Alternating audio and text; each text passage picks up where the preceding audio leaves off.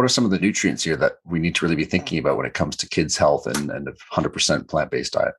Yeah. So I think you're absolutely right that the risk of sort of a 100% plant-based diet or a vegan diet, or even a diet low in animal source foods is higher for young children, especially young children who are just starting to eat solid foods, who have really increased requirements and are actually growing faster than at any other point in life. That 6 to 23 month period, their brain is rapidly developing.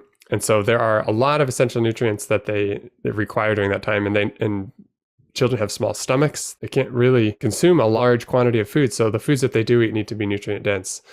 There's also this sort of factor of, it's not just about the single nutrients, it's the complex food matrix and the cofactors that can really improve growth and development. But when we look at specific nutrients, there's a set of micronutrients, and then there are sort of like essential amino acids and essential fatty acids that can be lacking. And this is especially evident when, in the context that I often work are in low and middle income countries in Africa and in South Asia. And what we see is that, iron deficiency is very common. The requirements are really high in young children. Zinc deficiency is also common.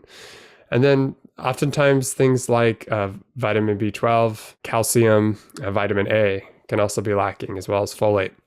And so many of those nutrients are actually in their most dense and bioavailable forms in animal source foods. So you have heme iron in red meat and other animal source foods.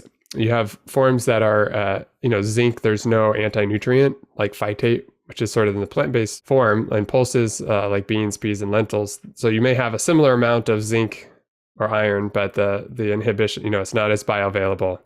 And so we actually notice that, and it's a bit more problematic, especially for younger children who don't consume enough.